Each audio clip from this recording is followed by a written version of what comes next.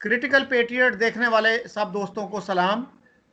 आज हम दो कौमी नज़रिए पे बात करेंगे और इस अहम मसले पर बात करने के लिए मेरे साथ मौजूद हैं जनाब लियाकत अली एडवोकेट। लियाकत साहब लाहौर के नामी गिरामी वकील हैं और दानिश्वर हैं। तो लियाकत साहब, दो कौमी नज़रिए का पाकिस्तान की निसाबी किताबों में और उर्दू अखबारात में बहुत तज़किरा होता है। तो क्या ये दो कौमी नज़रिया जो है अब भी वैलिड है? अगर ये वैलिड है तो फिर पाकिस्तान के जो नॉन मुस्लिम्स हैं वो किस कौम से ताल्लुक़ रखते हैं और इंडिया के जो मुसलमान हैं वो किस कौम से ताल्लुक़ रखते हैं? पाकिस्तान दो कौमी नज़रिया जो है मेरे ख़्याल में और मेरे नज़दीक 14 अगस्त को वो ख़त्म हो गया था। और जब पाकिस्तान बन गया तो ये नज़रिया, अगर कोई ये नज़रिया था तो उसकी कोई ज़रूरत नहीं रही थी। और कायद-ए-आज़म ने अपनी 11 अगस्त की तकरीर में भी इस नज़रिए से अपनी लाताल्लुकी का इज़हार कर दिया था, जब उन्होंने ये कह दिया था कि आइंदा जो हम रियासत बनाने जा रहे हैं उसमें हर शहरी जो है वो अपने शहरी के तौर पर मसावी हैसियत का मालिक होगा और उसका मज़हब क्या है, रियासत को इससे कोई ताल्लुक़ नहीं होगा और मज़हब की बुनियाद पर शहरी हकूक़ में कोई तफरीक नहीं होगी। जहाँ तक आपके ये सवाल का हिस्सा है कि पाकिस्तान की जो मिनॉरिटीज़ हैं, क्रिश्चियन हैं, हिंदू हैं, उनकी क्या हैसियत है, मेरे नज़दीक तो वो पाकिस्तानी हैं और वो मसावी आइनी और कानूनी हकूक़ के हकदार हैं। लेकिन बदकिस्मती से ऐसा नहीं है। पाकिस्तान का आइन और कानून उन्हें इक्वल राइट्स नहीं देता और वो दूसरे दर्जे के शहरी बन के रह गए हैं। जहाँ तक हिंदुस्तान के मुसलमानों का ताल्लुक़ है, ज़ाहिर है कि वो हिंदुस्तान की जो कौम है उसके हिस्सा हैं और वहाँ वो उसी तरह बराबर आइनी और कानूनी हकूक़ जो हैं उनके हकदार हैं और वो अपनी बहुत सी मुश्किलात के बावजूद उन हकूक़ से मुस्तफ़ीद हो रहे हैं। तो आपने 11 अगस्त की तकरीर की बात की जिन्ना साहब की, तो उसके बारे में तो बहुत कंट्रोवर्सी है। बहुत से लोग कहते हैं कि उसमें उनका मफहूम ये नहीं था, उनका मतलब ये नहीं था। और हमारे एक बहुत बड़े एक दानिश्वर और मीडिया पर्सनैलिटी हैं जनाब औरिया मकबूल जान। औरिया मकबूल जान साहब एक तरफ तो ये कहते हैं कि इस तकरीर में कोई ऐसी चीज़ नहीं है जो खिलाफ इस्लाम हो, लेकिन साथ साथ वो ये भी कहते हैं कि ये तकरीर कभी की ही नहीं गई, ये जालसाजी है, ये एक फॉर्जरी है। तो इतना बड़ा दावा उन्होंने कैसे कर दिया? ये 11 अगस्त की तकरीर के बारे में पहले तो इसके बहुत लंबा अरसा आपको पता ही होगा कि इसको दबाए रखा गया, बल्कि इस तकरीर को तो जो है इस पर सेंसर लगा दिया गया और सेंसर लगाने वालों ने कहा कि ये जना साहब का ज़ाती नुक्ता नज़र हो सकता है, ये पाकिस्तानी रियासत का नुक्ता नज़र नहीं है। और ये सेंसर लगाने वालों में चौधरी मोहम्मद अली पेश थे और फिर तो जो डॉन के एडिटर थे अल्ताफ़ हुसैन, ये उनकी धमकी पर ये तकरीर जो है वो अखबार में शाया हो सकी, वरना शायद ये तकरीर कभी शाया ही ना होती। इसमें यह कहना कि इस तकरीर में कोई बात इस खिलाफ इस्लाम नहीं है, बिल्कुल दुरुस्त बात है, इसमें कोई बात खिलाफ इस्लाम नहीं है। इसमें जना साहब ने यही कहा है कि पाकिस्तान के शहरी बतौर शहरी बराबर हैं और मज़हब की बुनियाद पर उनमें कोई तफरीक नहीं है और ये कोई खिलाफ इस्लाम बात नहीं है और ये किसी भी मज़हब के ख़िलाफ़ बात नहीं है। दूसरी ये कहना कि यह तकरीर कभी हुई ही नहीं, इससे बड़ा झूठ कोई नहीं हो सकता, क्योंकि पाकिस्तान की जो नेशनल असम्बली है उसके रिकॉर्ड में ये मौजूद है और उसका जो रिकॉर्ड है वो डिक्लासीफाई हो चुका है। अगर ऐसा होता तो अब तक ये सबको पता चल गया होता। ये उनकी खाना साज खबर है औरिया जान मकबूल की, और क्योंकि वो हक़ाइक़ का सामना नहीं कर सकते इसलिए वो ऐसी बेपरखी उड़ाते रहते हैं कि ये तकरीर कभी हुई ही नहीं, ये फोर्जरी है। ऐसी कोई बात नहीं है। ये तकरीर कौमी असम्बली के रिकॉर्ड का हिस्सा है और इसको चेक भी किया जा सकता है और इसकी तस्दीक भी की जा सकती है। इस तकरीर में तो उन्होंने ये कहा था, यहां तक कह दिया था कि you may belong to any religion or caste or creed, that has nothing to do with the business of the state. यानी आपका ताल्लुक किसी भी मजहब, किसी भी क्रीड से, किसी फिरके से हो, किसी भी आपका रंग कुछ भी हो, उसका रियासत के अमूर से कोई ताल्लुक नहीं। तो ये तो फिर एक सेकुलरिज्म का मैसेज नहीं हो जाता? और सेकुलरिज्म तो पाकिस्तान में एक गाली बन चुका है, एक डर्टी वर्ड बन चुका है। ये पाकिस्तान में सेकुलरिज्म गाली और डर्टी वर्ड जो है वो बहुत बाद में बना। जो पाकिस्तान के इब्तदाई दिनों में ऐसा नहीं था। आप देखें कि जिन्ना ने अपनी जो उन्होंने अपनी काबीना सेलेक्ट की, क्योंकि काबीना उन्होंने सेलेक्ट की। लियाकत अली खान ने काबीना सेलेक्ट नहीं की, जो काबीना सेलेक्ट की उसमें अहमदी सर जफरुल्ला जो हैं उनको वज़ीर ख़ारजा बनाया, जो जोगिंदर नाथ मंडल हैं उनको लॉ मिनिस्टर बनाया। अगर वो इस्लामी निज़ाम या कोई इस्लामाइजेशन करना चाहते तो मौलाना शबीर अहमद उस्मानी मौजूद थे, उनको लॉ मिनिस्टर बनाते। इसलिए ये उनका जो जो विजन था पाकिस्तान के बारे में वो सेकुलरिज्म ही की पर ही मबनी था, और वो एक ऐसी रियासत चाहते थे जो बला तफरीक मज़हब सब शहरियों को मसावी आइनी और कानूनी हकूक़ दे। ये तो बहुत बाद में हुआ कि हमने ये तय कर लिया कि नहीं, जो हमारी मिनॉरिटीज़ हैं वो मसावी हकूक़ नहीं रखेंगी।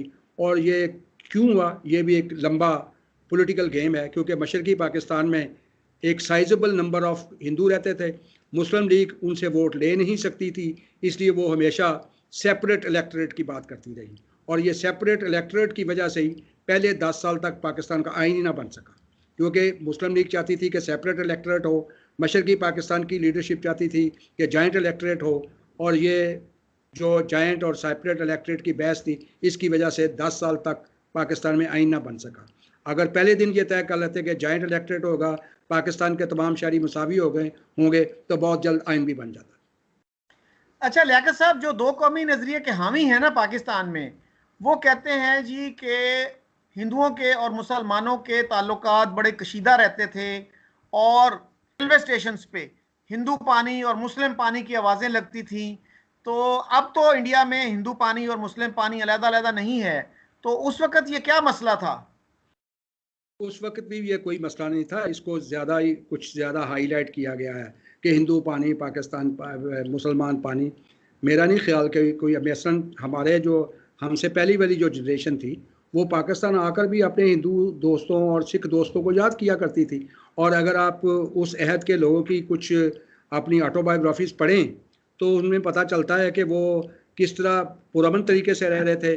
और वो लोग भी ये बातें करते हैं जो खुद दो कौमी नज़रिए के बहुत हमायती हैं और बहुत हामी हैं। उनकी किताबें भी आपको पढ़ें तो उनमें निकल बताते हैं कि हमारे कौन कौन से हिंदू दोस्त थे, कौन कौन से सिख दोस्त थे, और किन किन के घर हम जाते थे, और उनके माँ बाप हमसे कैसे सलूक करते थे, उनके बहन भाई कैसे सलूक करते थे। मेरा ख्याल है कि ये सियासी मफादात के लिए ये ऐसी बातें जो हैं तफरीक के लिए प्रमोट की गई हैं, एक्चुअली ऐसी कोई बात थी ही नहीं। और ये सियासत को प्रमोट करने के लिए मुसलमानों को और हिंदुओं को अलग-अलग एक खानों में बांटकर ये सारा काम किया गया है। अच्छा, आपकी जो ये बात है इसको तकवीयत एक दो और चीज़ों से भी मिलती है। मसलन डॉक्टर ए.क्यू. खान ने एक अखबार को इंटरव्यू देते हुए ये कहा कि मैं भोपाल का एक कस्बा था गनौरी, उसमें पला बड़ा, और जब हम ईद की नमाज पढ़ने जाते थे और सफ़ें कम पड़ जाती थी तो वहाँ पे कुछ हिंदुओं की कपड़े की दुकानें थीं, वो कपड़े के थान हमारे हवाले कर देते थे। जनरल मजीद मलिक चकवाल से जिनका ताल्लुक था, वो फेडरल मिनिस्टर भी रहे, उससे पहले वो लेफ्टिनेंट जनरल थे। उन्होंने अपनी किताब में लिखा है कि हम हिंदुओं और सिखों के साथ भाइयों की तरह रहते थे। और सर मोहम्मद इजहारुल हक, उन्होंने दुनिया में 2016 में एक कॉलम में ये लिखा कि तकसीम से पहले मुसलमानों, हिंदुओं और सिखों की दोस्तियां होती थीं, भाईचारे थे, एक दूसरे की शादियों और मौत की तकरीबात में शामिल होते थे। ढाका में मिठाई की मशहूर तरीन दुकान एक हिंदू की थी, और हम सब उसके बर्तनों में रसमलाई खाया करते थे। तो ये जो चीज़ें हैं हमारे यहाँ इतनी हाईलाइट नहीं होती, कभी कभार इस तरह का जिक्र हो जाता है, लेकिन हमारी दरसी किताबों में ये चीज़ें नहीं मिलती हमें। पाकिस्तान के बानी मोहम्मद अली जिन्ना के जो ज़ाती दोस्त थे उनमें किसी मुसलमान का नाम गिनवा दें। सियासी दोस्तों की मैं बात नहीं कर रहा, उनके ज़ाती दोस्त, उनके सारे ज़ाती दोस्त हिंदू थे, उनके सारे ज़ाती दोस्त हिंदू और पारसी थे। वो उनके साथ ही बिलियर्ड खेलते थे, उनके साथ ही वो शाम की महफिलें गुजारते थे, उनके साथ ही वो क्लब जाते थे। ये जो उनका एक बहुत ही अच्छा दोस्त जिसने कांजी द्वारका दास, जिसकी किताब जो है अभी हमारे यहाँ बिकती है रति जना के बारे में, तो वो तो मुसलमान नहीं था। उनके जितने दोस्त हमारे हम पढ़ते हैं वो तो वही थे जो अपर मिडिल क्लास के हिंदू थे, अपर मिडिल क्लास के पारसी थे। और इसके अलावा भी बाकी जो मुस्लिम लीडरशिप है उनकी भी आप देख लें। अगर आप खलीकुज़्ज़मा की किताब पढ़ें तो वो कहते हैं कि पाकिस्तान बनने के बाद जब मैं इंडिया गया तो मैं जवाहरलाल नेहरू से मिला, तो उन्होंने एक लफ्ज़ नहीं मुझे कहा कि पाकिस्तान के बारे में और मेरा जो रोल था इस पार्टीशन के बारे में। बल्कि मैंने जब उनकी दीवार, घर के ड्राइंग रूम पे लगी दीवार पे एक तस्वीर देखी तो मैंने उन्हें कहा कि ये तस्वीर मुझे चाहिए। तो उन्होंने कहा कि ये तस्वीर तो एक ही है, कॉपी है। मैंने कहा मुझे चाहिए। तो उन्होंने अपने सेक्रेटरी को कहा कि ये इसकी एक कॉपी बनवा कर इसको दो। तो जब मैं आने लगा तो दिल्ली स्टेशन पे वो सेक्रेटरी वो कॉपी लेके आया हुआ था, वो तस्वीर की कॉपी। ये उन्होंने अपनी जो पाथवे टू पाकिस्तान ये किताब है उसमें लिखा हुआ है। और ये तो ऐसी बेशुमार मसाले हैं कि ये लोग जो यहाँ आकर कहते हैं कि वहाँ बड़ी कोई ऐसे था, कोई दुश्मनी वाली फजा थी, बिल्कुल नहीं थी। ये अभी मैंने एक किताब पढ़ी थी एक लेफ्टिस्ट की, तुफैल अब्बास की, सुबह की लगन। तो उसमें भी उन्होंने कहा कि भाई हमारे जो मुकामी जो जहाँ मैं रहता था, दुबई कहते हैं, वो कहते हैं कि मेरा जो यूपी में जो शहर था वो दुबई था, तो वहाँ तो ऐसा कोई मसला नहीं था, वहाँ तमाम लोग पुरअमन तरीके से रह रहे थे। आपने लियाकत साहब खलीक़ुज़्ज़मान की बात की, उनकी किताब जो है पाथवे टू पाकिस्तान, वो मैंने भी पढ़ी। उसमें एक और बड़ा इंटरेस्टिंग वाक़या उन्होंने लिखा है कि जिन्ना साहब जब कराची आ रहे थे आखिरी दफ़ा, तो उन्होंने कहा कि मुस्लिम लीगी जो करीब करीब रहते हैं उनकी एक मीटिंग बुलाओ, उनसे एक फेयरवेल मीटिंग करते हैं। तो उसमें वो कहते हैं जी कि रिजवानुल्लाह साहब थे, दिल्ली मुस्लिम लीग के गालिबन सदर थे वो, उन्होंने टेढ़े सवाल करना शुरू कर दिए कि हम सबसे आगे थे ये नारे लगाने वालों में, लेके रहेंगे पाकिस्तान, बट के रहेगा हिंदुस्तान, तो अब हमारा क्या बनेगा।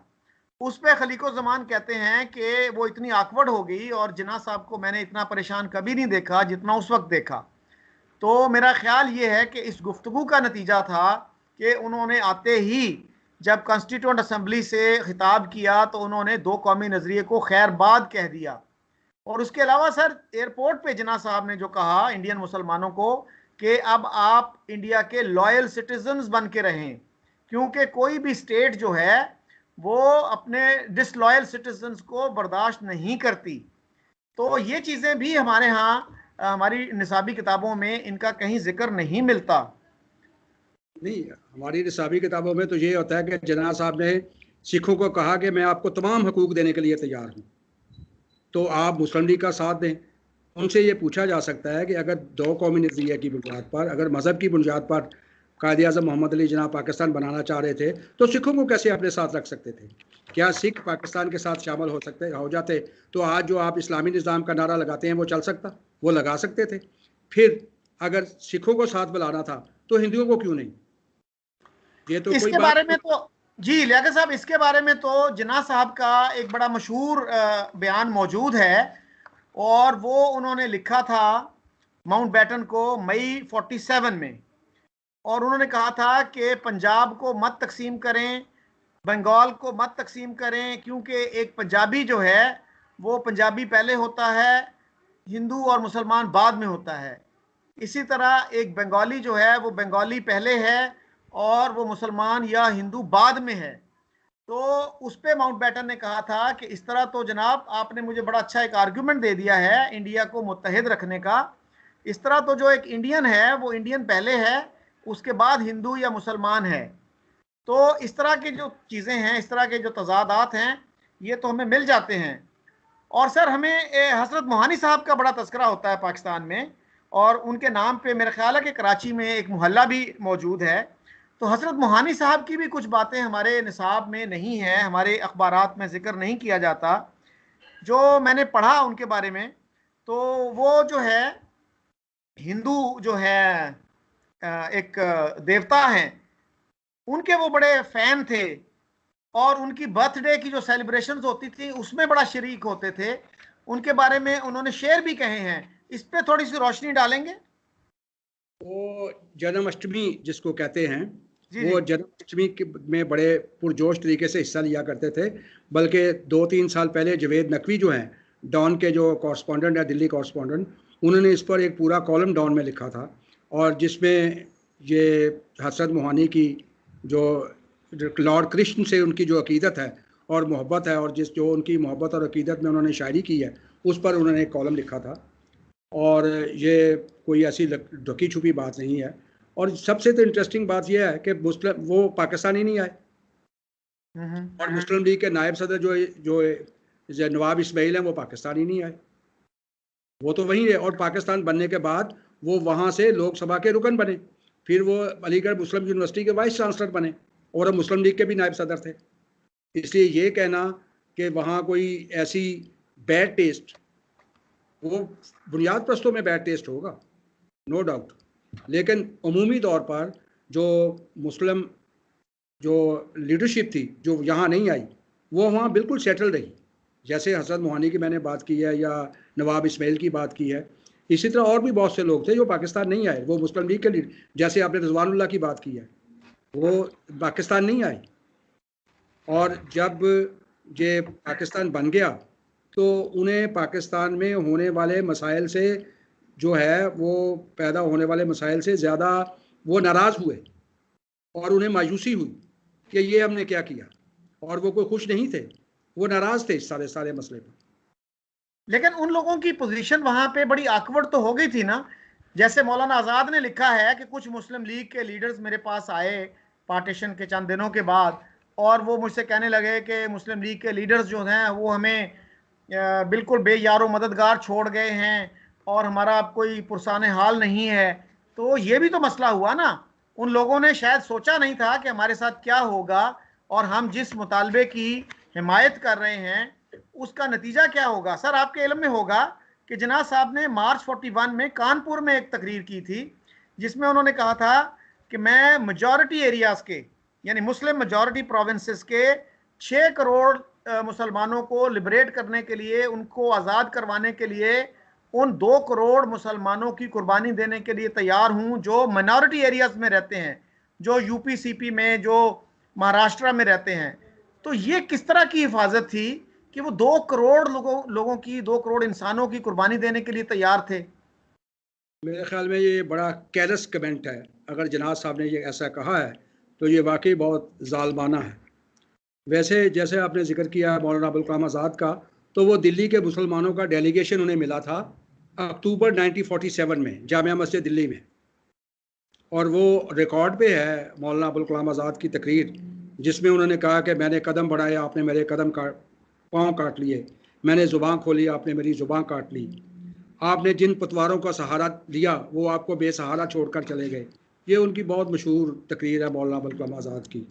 तो वो एकदम उनको मायूसी ने तो अपनी गिरफ्त में लिया था, क्योंकि ये क्या हो गया, दे वर नेवर एक्सपेक्टिंग कि ऐसा हो जाएगा, क्योंकि उनको खुद पता नहीं था कि ये बाउंड्रीज कहाँ आ गई। अगर आपने शाइस्ता इकरामुल्लाह का नाम सुना हो, जी जो जी। पाकिस्तान पहले सेक्रेटरी खारजा की बीवी थी, उन तक को नहीं मालूम था कि दिल्ली जो है वो पाकिस्तान का हिस्सा होगा या नहीं होगा। उन्होंने जो अपनी किताब लिखी है फ्रॉम पर्दा टू पार्लियामेंट, उसमें शी वॉज नॉट अवेयर, ये किसी को भी नहीं पता था कि ये बाउंड्री कहाँ बनने जा रही है। हर बंदा कहता था कि उसके गांव में वो जो है वो पाकिस्तान में शामिल होगा। और यूपी वाले और जो है मिनॉरिटी प्रोविंसेस वाले जो मुसलमान थे, दे वर नॉट एक्सपेक्टिंग कि वो इस तरह बेयारो मतलब हेल्पलेस रह जाएंगे और उनका कोई पुरसाने हाल ना होगा। ये तो इमीडिएटली 14 अगस्त के बाद उन्हें पता चला कि उनके साथ हाथ क्या हो गया है। अच्छा लियाकत साहब, आज तक हमारे यहाँ ये भी डिसाइड नहीं हो सका कि 2 कौमी नज़रिए का बानी कौन था। कुछ लोग कहते हैं जी वो अल्लामा इकबाल थे, कुछ कहते हैं जी सर सैयद अहमद ख़ान थे, कुछ मज़ीद इसको पीछे ले जाते हैं और वो कहते हैं जी कि मुजद्दद अल्फसानी इसके बानी हैं, और कुछ लोग कहते हैं जी ये नज़रिया तो कुरान में मौजूद है। तो सर, अगर ये कुरान में मौजूद है तो इंडोनेशिया में क्यों कोई बंदा इसका जिक्र नहीं करता, मिस्र में इसका कोई जिक्र नहीं करता, या किसी और मुल्क में? ये सिर्फ इंडिया और पाकिस्तान तक क्यों महदूद है? जैसे आपने इंडोनेशिया की बात की, आपको पता होगा कि इंडोनेशिया में एक बाली जजीरा मौजूद है जहाँ 87% हिंदू रहते हैं, और वो उनके टूरिज़्म का सबसे बड़ा ज़रिया है, और ऑस्ट्रेलिया से, न्यूजीलैंड से, दुनिया भर से टूरिस्ट जो है वहाँ आते हैं। इसी तरह जो है उनकी जो नेशनल एयरलाइन है इंडोनेशिया की, उसका नाम तो गरुदा है, जो लॉर्ड विष्णु की सवारी है।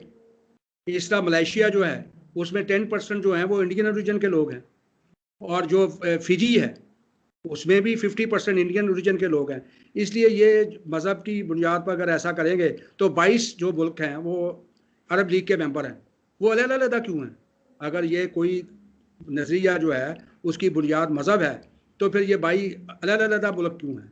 सऊदी अरब जो है वो अलग क्यों है, और यमन अलग क्यों है, और यूएई में जो है वो क्यों अलग है, और मिस्र क्यों? आपको शायद याद हो कि एक दफ़ा शाम और मिस्र की यूनियन भी बन गई थी, और वो 2-3 साल चली थी और उसके बाद ख़त्म हो गई थी।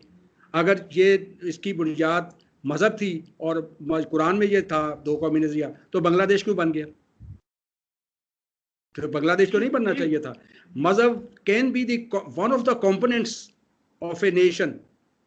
ये बिलाशुबा कोई भी किसी भी कौम के एक जुज़्व ज़रूर हो सकता है, लेकिन ये इसको कहना कि इसकी बुनियाद पर कोई नेशन बन सकती है, नहीं। नेशन जो है वो वतन की बुनियाद पर, मुल्क की बुनियाद पर बनती है, ये किसी अकीदे की बुनियाद पर नहीं बनती। आप जो इंडोनेशिया के मुसलमान हिंदू हैं वो इंडोनेशियन हैं, वो इंडियन नहीं है, वो इंडियन नेशन का हिस्सा नहीं है।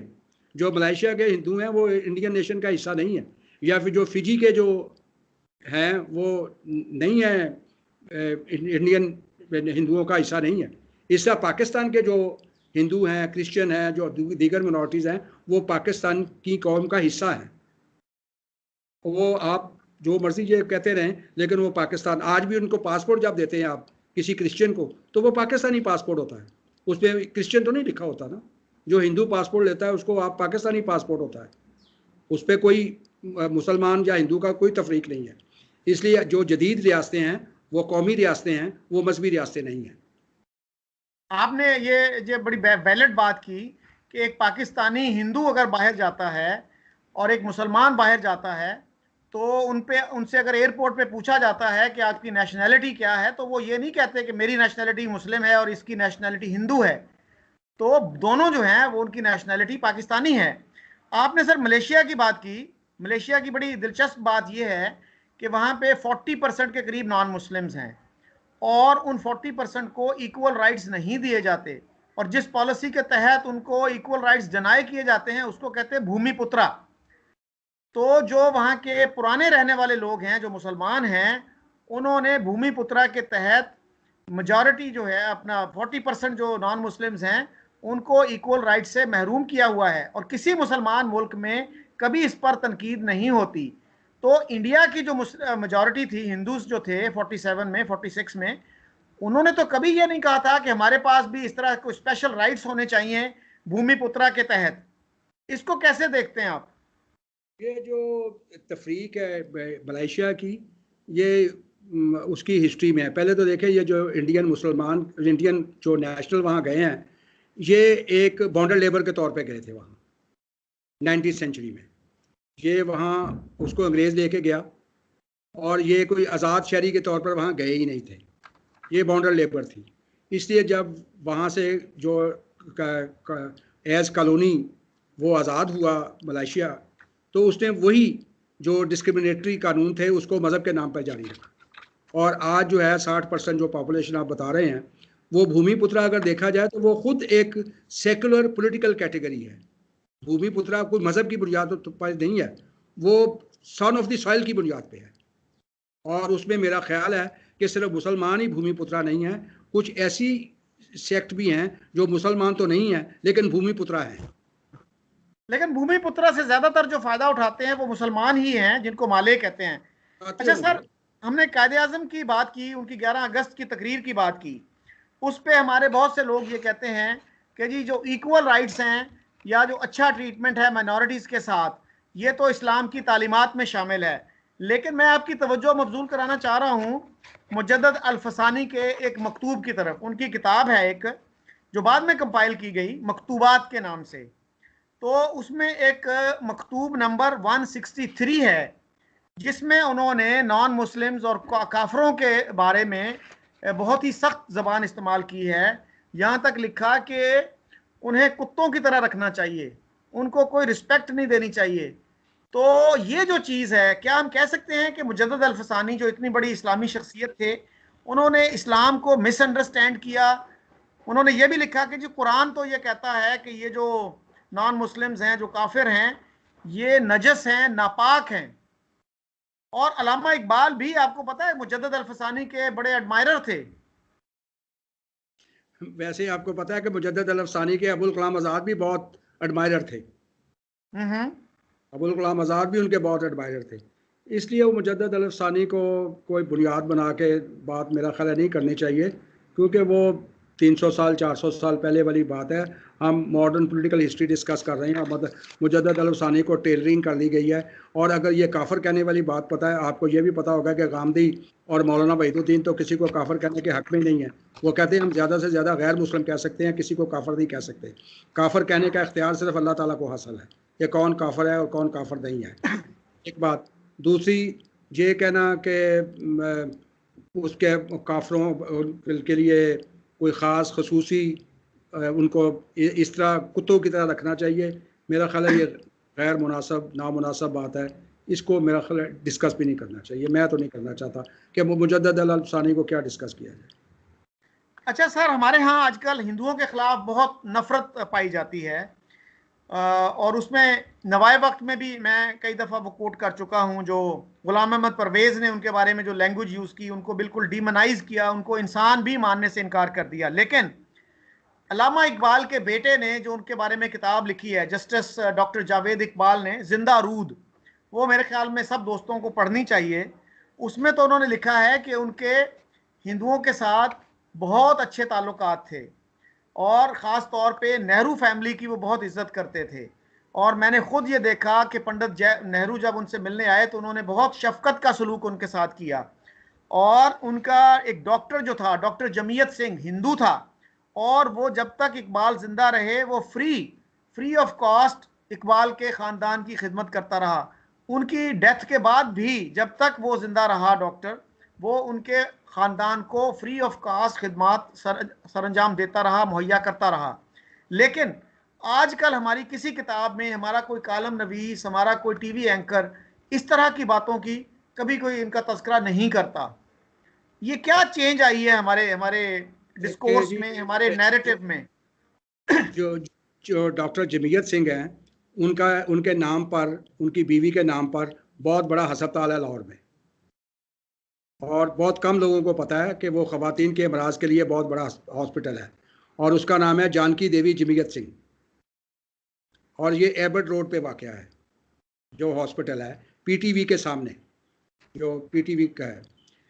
जो अल्लामा इकबाल के बारे में कि जी उनके हिंदू दोस्त थे, यकीनन हिंदू दोस्त होंगे, क्यों नहीं होंगे। वो एक इंक्लूसिव सोसाइटी में रहते थे, जो हिंदुओं, मुसलमानों और मुख्तलिफ मज़ाहिब के लोगों को मानने वाले थी। वो उन्हीं कॉलेजों, उन्हीं यूनिवर्सिटीज़ में पढ़े, वहाँ ही उन्हें मुलाजमतें की, वहाँ उन्हें वकालत की, तो यकीनन दोस्त होंगे, क्यों नहीं दोस्त होंगे। इसलिए ये कहना कि किसी 47 से पहले हिंदुओं से मुसलमानों के दोस्ती नहीं थी, मेरा ख्याल है ये ऐसी बेबुनियाद बात है। यकीनन अल्लामा इकबाल की भी दोस्ती थी, और अल्लामा इकबाल के हर मज़हब के मानने वालों से दोस्ती थी।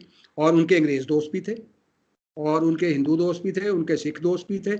ये मेरा ख्याल है। और जो जवेद इकबाल की किताब जैसे आपने कहा, वो पाकिस्तान के जो इकबालियात के माहिर हैं, जो एक्सपर्ट हैं, वो उस किताब को कुछ ज़्यादा पजीराई नहीं देते, बल्कि वो उस किताब को लोगों को, इकबाल के पढ़ने वालों को, जो कहते हैं कि ये किताब मत पढ़ें, क्योंकि उनके नज़दीक ये कोई अच्छी और मेयारी किताब नहीं है, क्योंकि वो इकबाल की उन पहलुओं की निशानदेही करती है जो इंसान दोस्त हैं, जो एक इंक्लूसिव समाज की निशानदेही करती हैं, और जो लोगों से बला तफरीक, मज़हब, मोहब्बत और प्यार की बात करती हैं। इसलिए वो इस किताब को पढ़ने के लिए नहीं कहते। हमारी यूनिवर्सिटी में हमारे जो इकबालियात के डिपार्टमेंट हैं, वहाँ ये किताब पसंदीदा किताब नहीं है। लेकिन सर, डॉक्टर सफदर महमूद जो नजरिया पाकिस्तान के बहुत बड़े हामी हैं, और उन्होंने बहरहाल ये कहा है कि इकबाल पर जो बेहतरीन किताबें हैं उनमें से एक किताब ये है।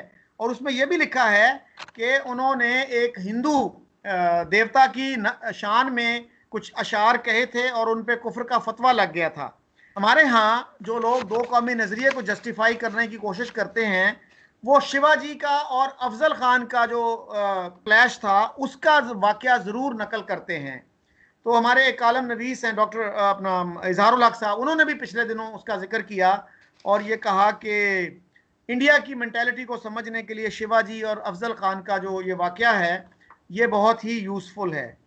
तो अब शिवाजी जो हैं, शिवाजी के बारे में डॉक्टर राम पुनियानी जो इंडिया के बहुत बड़े स्कॉलर हैं और मुसलमान उनको बहुत अपने फंक्शंस में बुलाते हैं, उन्होंने इस पर बहुत ज़बरदस्त तबसरा किया है कि शिवाजी का जो बॉडीगार्ड था वो एक मुसलमान था और ये मशवरा उनको उसी ने दिया था कि आपको इस तरह से गैर मुसल्लह होके नहीं जाना चाहिए। अफजल खान जो है उसका कद आपसे ज़्यादा है, वो आपको स्ट्रेंगुलेट कर सकता है, आपको मार सकता है। और अफजल खान का जो सेक्रेटरी था वो एक हिंदू था। तो ये चीज़ें हमारे यहाँ क्यों जिक्र नहीं किया जाता इन चीज़ों का? देखिए जी, ये अगर करें जिक्र तो इसका मतलब है कि जो तासुब है, जो नफ़रत है, जो गुस्सा है, वो कम होगा, और वो हम नहीं चाहते कि ऐसी कोई हो बात। जैसे आपने शिवाजी की बात की, डॉक्टर मुबारक कहते के मुताबिक 19वीं सदी तक शिवाजी का जो मकबरा बना है वहाँ कोई नहीं जाता था, स्वाय चमगादड़ों के। ये जो हिंदू रिफॉर्मिज्म शुरू हुआ या हिंदू कौमपरस्ती शुरू हुई, उसके तहत जो शिवाजी है उसको रिकन्स्ट्रक्ट किया गया, उसको उसको ज़्यादा डेवलप किया गया और उसको बहुत ज़्यादा सिंबल बनाया गया हिंदू कौमपरस्ती का। जैसे आप देखें कि हमारे यहाँ जो औरंगज़ेब है वो बुतों को तोड़ने वाला है, वो बुतों को दबाने वाला है, वो मौसीकी को ख़त्म करने वाला है, वो हिंदुओं से नफ़रत करने वाला है, वो एक पायस मुसलमान है जो टोपियाँ बेचता है। जबकि जो हिंदुस्तान के जो मुसलमान हैं वो जो औरंगज़ेब को बनाते हैं वो मंदिरों को चंदे देता है, वो मंदिरों को गिराता नहीं है, उनको जागीरें देता है। इसलिए ये कौम परस्ती के तहत और फ़िरका परस्ती के तहत लिखी हुई तारीख़ है, जो पाकिस्तान में शिवाजी के बारे में पढ़ाई जाती है और जो पाकिस्तान में औरंगज़ेब के बारे में पढ़ाई जाती है। वहाँ के हिंदुओं को और मुसलमानों को एक डिफरेंट तारीख जो है वो सूट करती है, वो उसको एक डिफरेंट एंगल से और एक डिफरेंट पर्सपेक्टिव से देखते हैं। क्योंकि शिवाजी जो है वो हमारे यहाँ एक बुनियाद परस्ती का और हिंदू कौम परस्ती का सिंबल है, इसलिए उनके बारे में ये बातें यहाँ ज़्यादा फैलाई जाती हैं। जैसे मैंने आपको औरंगज़ेब की बात की, इसलिए मेरा नहीं ख्याल कि इसको कोई संजीदगी से लेना चाहिए। ये ऐसे ही हैं जिसको जो के अजीज़ ने कहा कि मर्डर ऑफ हिस्ट्री है, और ये मर्डर ऑफ हिस्ट्री में पाकिस्तान में भी मुलव्वस हैं, इंडियन भी मुलव्वस हैं, और वो फ़िरके के तहत हैं, वो कौम परस्ती के तहत हैं, वो मज़हब के तहत है। ऑब्जेक्टिवली ये चीज़ों को देखना चाहिए, बजाय इसके कि आप अपने मज़हब, फ़िरके और कौम परस्ती के तहत देखें। लेकिन आप लियाकत साहब ये बात मानेंगे कि इंडिया में स्टेट लेवल पे जो है इस तरह का नैरेटिव नहीं दिया गया। इंडिविजुअल्स अगर करते रहे हों तो भले करते रहे हों, लेकिन हमारी जो निसाबी किताबें हैं उनमें इनको प्रमोट किया गया। नहीं शकील साहब, मेरा डिसएग्रीमेंट है, जी जी। क्योंकि इंडिया में भी अब बाज़ रियासतें ऐसी हैं जहां बीजेपी के तहत निसाबी किताबों में इस किस्म का मवाद जो है वो डाला गया है, जो फ़िरका परस्ती पर मबनी है, जो है वो नफ़रत पर मबनी है, और इसके ख़िलाफ़ भी वहाँ बहुत ज़्यादा एजुटेशन या एक रेजिस्टेंस चल रही है। आप ये कह सकते हैं कि पाकिस्तान में पैरेलल डिस्कोर्स नहीं है। हिंदुस्तान में पैरेलल डिस्कोर्स बहुत ताकतवर है और वो मज़ाहमत करता है। पाकिस्तान में जो ऑब्जेक्टिविटी का पैरेलल डिस्कोर्स है वो कमज़ोर है और मज़ाहमत के काबिल नहीं है। अच्छा सर, आखिर में बांग्लादेश की भी एक बात हम कर लें कि बांग्लादेश जब बना तो पाकिस्तान में एक तहरीक चलाई गई, बांग्लादेश नामंजूर तहरीक। और अब जो है, हाँ, उस तहरीक का सबसे बड़ा आर्ग्यूमेंट क्या था कि बांग्लादेश को तस्लीम करने का मतलब होगा टू नेशन थ्योरी को निगेट करना। लेकिन अब जो है हमारे जो नजरिया पाकिस्तान वाले दोस्त हैं उनका ये फेवरेट आर्ग्यूमेंट बन गया है कि चूंकि बांग्लादेश इंडिया में मर्ज नहीं हुआ, इंडिया का हिस्सा नहीं बना, इसलिए दो कौमी नजरिया जो है उस पे बांग्लादेश के बनने से कोई असर नहीं पड़ा। इस आर्ग्यूमेंट को आप कैसे देखते हैं? और दूसरी तरफ क्या ये आर्ग्यूमेंट जो हमारे यहाँ लोग कहते हैं जी इंडिया जो है वो अखंड भारत में इंटरेस्टेड है, अगर इंडिया अखंड भारत में इंटरेस्टेड होता तो उस वक्त तो बंगाली बड़े ग्रेटफुल थे इंडिया के। उस वक्त अगर इंडिया कोशिश करता कि बंगाल को अपने साथ में ला ले तो शायद वहां रेजिस्टेंस ज्यादा ना होती। लेकिन जहां तक मेरी मालूमात का ताल्लुक है, किसी इंडियन लीडर ने यह तजवीज़ तक नहीं दी कि हम बांग्लादेश को अपने मुल्क में इसका हिस्सा बना लें, इसको जम कर लें, इसको मर्ज कर लें। तो इन चीज़ों को कैसे देखते हैं आप? जब 16 दिसंबर 1971 के बाद जब वहाँ पाकिस्तान की फ़ौज ने सरेंडर कर दिया, तो उसके बाद जो उस वक़्त जनरल थे उन्होंने किताबें लिखी हैं, और उन किताबों को आप पढ़ें तो ये वाज़े होता है कि वो जल्द अज़ जल्द हिंदुस्तानी फ़ौजों को बांग्लादेश से वापस लेकर जाना चाहते थे। वो आप देखें फरवरी और मार्च ही में 72 में हिंदुस्तान की फ़ौजों की वापसी शुरू हो गई थी। वो समझते थे कि इनका यहाँ रहना मुनासिब नहीं है और ये नए क्राइसिस को पैदा करेंगे। ये वो कभी भी चाहते ही नहीं थे कि बांग्लादेश को वेस्ट बंगाल के साथ मर्ज कर लें। ये ऐसी एक फ्रिवलेस सी बात है, ये कभी ऐसा उन्होंने चाहा ही नहीं। और आज भी बांग्लादेश के साथ उनके इख्तलाफात भी हैं, उनके साथ उनकी सुलह भी है, दोस्ती भी है, और वो मुख्तलिफ मसाइल पे एक आपस में मुज़ाकरात भी करते हैं, एक दूसरे के साथ दोस्ती भी निभाते हैं। और मेरा ख्याल है कि जो ये कहना कि बांग्लादेश मर्ज नहीं हुआ, भाई मर्ज हो नहीं सकता था ना, वो एक इंडिपेंडेंट मुल्क था। ये मर्ज का मुल्कों ने मर्ज नहीं होना, मज़हब की बुनियाद पर या अकीदे की बुनियाद पर मर्ज नहीं होना। पाकिस्तान और अफगानिस्तान कभी एक मुल्क नहीं बन सकते, ये दोनों इंडिपेंडेंट आज़ाद मुल्क रहेंगे। ये कहना कि कोई अखंड भारत चाहता है, वाजपेयी इससे इनकार कर चुका है, कोई अखंड भारत नहीं चाहता। तो उनको क्या मुसीबत पड़ी है कि वो एक अखंड भारत चाहे? वो बिल्कुल नहीं चाहते। अखंड भारत पे तो सर नरेंद्र मोदी का एक इंटरव्यू मैंने पढ़ा, शाहिद सिद्दीकी साहब एक जर्नलिस्ट हैं इंडिया के, उन्होंने 2012 में इंटरव्यू किया था, तो उसमें नरेंद्र मोदी ने साफ इनकार किया। उन्होंने कहा जी मैं अखंड भारत में इंटरेस्टेड नहीं हूं, अखंड भारत अगर हो गया तो India will eventually become Muslim majority country, तो मुसलमानों की मेजॉरिटी हो जाएगी इंडिया में अगर अखंड भारत हुआ। तो मुसलमानों का जो बर्थ रेट है वो हिंदुओं से ज्यादा है, तो वो उन्होंने कहा जी मैं नहीं चाहता ये इस तरह की कोई बात। तो लियाकत साहब मैं आपका बहुत शुक्रगुजार हूं, आपने बड़ा वक्त दिया